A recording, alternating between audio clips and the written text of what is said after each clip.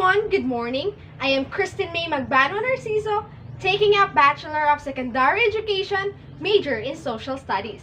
So today, I will be discussing the topic which is Instructional Design in Social Studies and Gagnés 9 Events of Learning. Developing instructional designs in social studies. So what is instructional design? In social studies, instructional design is the creation of instructional materials. Though, this field goes beyond simply creating teaching materials. Instructional designs are developed for the class activities of the social studies course. It is a process of providing for the most favorable conditions to promote learning in students. Social studies teachers seeks to strengthen the classroom learning process that may find useful an elaboration of instructional design theory derived from human learning research. So what is an instructional design theory? An instructional design theory offers explicit guidance on how to better help people learn and develop the kinds of learning and development that may include cognitive, emotional, social, physical, and spiritual. So now, let's go on to the reasons why instructional design matter. First, we have instructional design is cost-effective, given that it ensures students learn efficiently by creating high-quality learning materials that take into account the strengths and weaknesses of students. These materials are also focused and customized to address the specific needs for educators. And the second one, we have instructional design yields results. Those in this field create lesson plans intended to engage students. They're more likely to achieve their goals. Evaluation is a key final phase of instructional design implementation, so instructors can ensure that the learning sessions have been effective in meeting perceived objectives.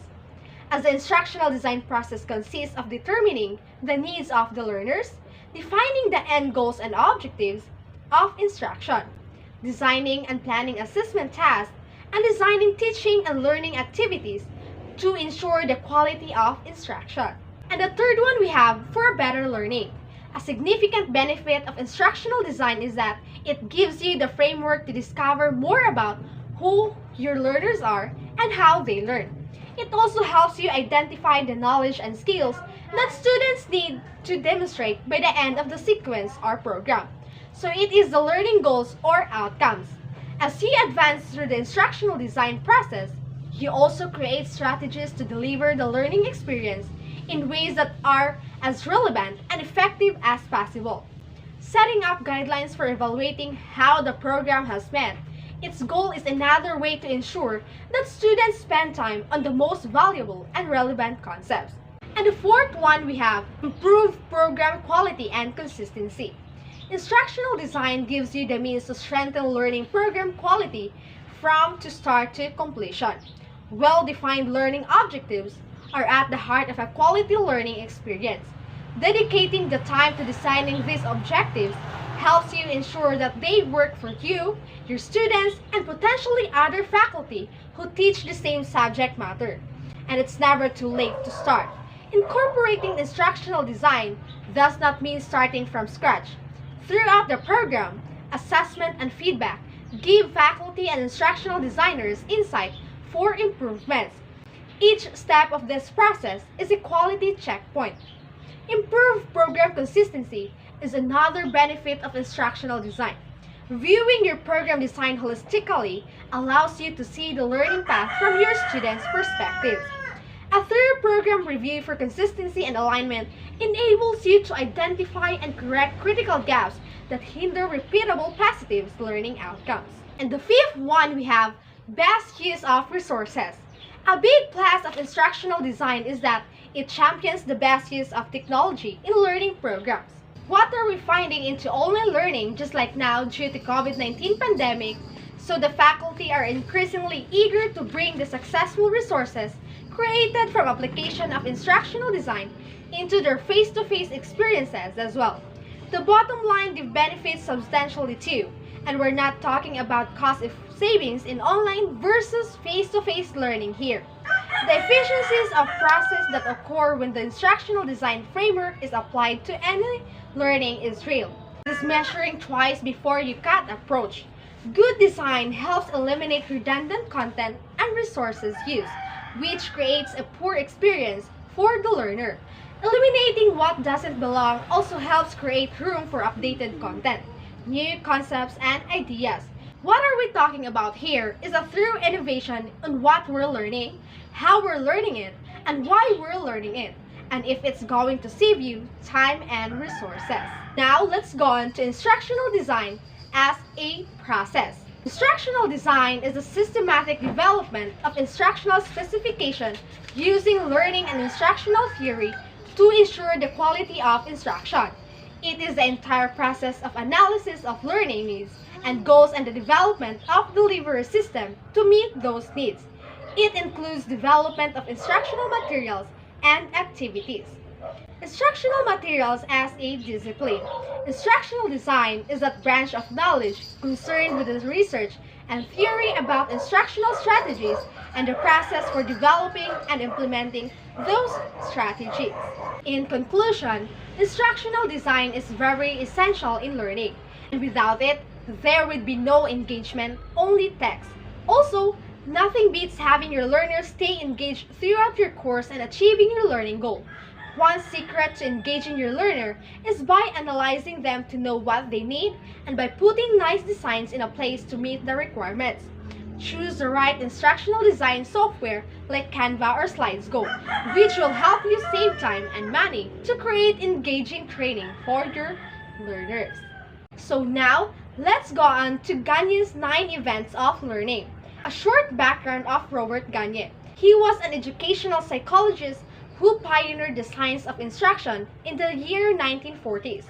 His book, The Conditions of Learning, first published in 1965 and identified the mental conditions that are necessary for effective learning.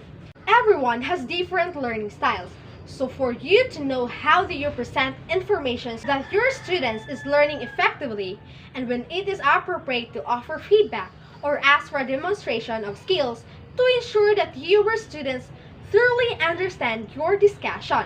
So the first level we have gaining attention or reception. Start the learning experience by gaining the attention of your audience. This change in stimulus alerts, the groups of learning will soon take place. So how to apply it? Gain attention, raising the volume of the voice, gesturing, showing a short video in the topic of instruction, or using any other event that brings the period of waiting for the lesson to start to an end.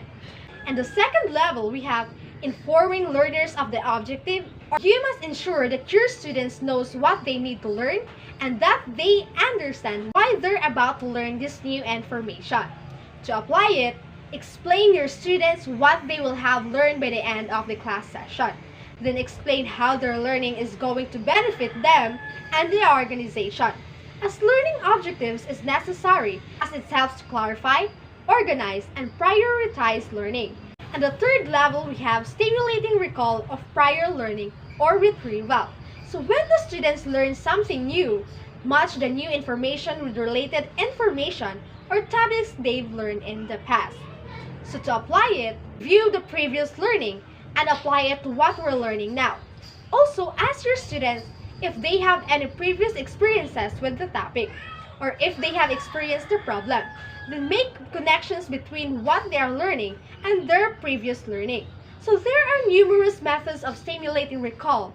First, we have ask questions about previous experiences, and next, ask students about their understandings of previous concepts, relate previous course information to the topic. And the fourth level, we have presenting the stimulus or content selective perceptions. Present the new information to your students in an effective manner. To apply it, organize your information in a logical and easy to understand manner. Try to use a variety of different media and styles such as visual cues, verbal instructions, and active learning to suit people with different learning styles. And the fifth level, we have providing learning guidance or the semantic encoding. To help your students learn and retain the information, provide alternative approaches that illustrate the information that you're trying to convey or deliver. To apply it, it helps your students learn more effectively by including examples, case studies, graphics, storytelling, or analogies. So case studies as it provides the real-world applications. Graphics or visual images assist in making visual associations. Analogs to help students contact with new concepts, and by this, help your students learn how to learn and understand. In the 6 levels of learning, we have eliciting performance or responding or practice. At this stage, you need to ensure that your students can demonstrate their knowledge of what you've taught them. The way that they show this depends on what they've learned. To apply it, you've taught a new process or skill. Ask your students to demonstrate like a role play or dance steps. If you've taught a new information, ask questions so that you can show their knowledge. 7 levels of learning, we have providing feedback or reinforcement. After your students demonstrate their knowledge, you, the teacher, will also point out ideas and provide feedbacks and reinforce any points as necessary. You need to provide timely feedback of students' performance to assess and facilitate learning and allow students to identify gaps in understanding before it's too late. So the following are some types of feedback that you provide to students. So we have confirmatory feedback, evaluate feedback, remedial feedback, and descriptive or analytic feedback. And the 8th level, we have assessing performance or retrieval. Teachers give exams or tests whether the expected learning outcomes have been achieved on previously stated course objectives. So some methods for testing learning include the following. Administer pre- and post-tests to check for a progression of competency in content or skills. Embed formative assessment opportunities throughout instruction using oral questioning, short active learning activities, or quizzes. Implement a variety of assessment methods to provide students with multiple opportunities to demonstrate proficiency. And the 9th level and the last levels of learning, we have enhancing retention and transfer, or the generalization. In this class state, students show that they've retained information by transferring their knowledge or skill to situations that are different from the ones you've trained them on. To apply it, repeated practice is the best way to ensure students retain information and use it effectively. Following are the methods to help learners internalize new knowledge. So we have to promote deep learning, clearly articulate your lesson goals, use your specific goals to guide your instructional designs, and align learning activities to lesson goals. So in conclusion, Gagnés' model of instructional design is based on the information processing model of the mental events that occur when students are presented with various stimuli and focuses on the learning outcomes and how to arrange specific instructional events to achieve those outcomes. Applying Gagnés' 9-step model is an excellent way to ensure an effective and systematic learning program as it gives structure to the lesson plans and a holistic view to the teaching. And we use these Gagnés events of instruction to design a lesson plan for this subject. That could be all. Thank you for listening.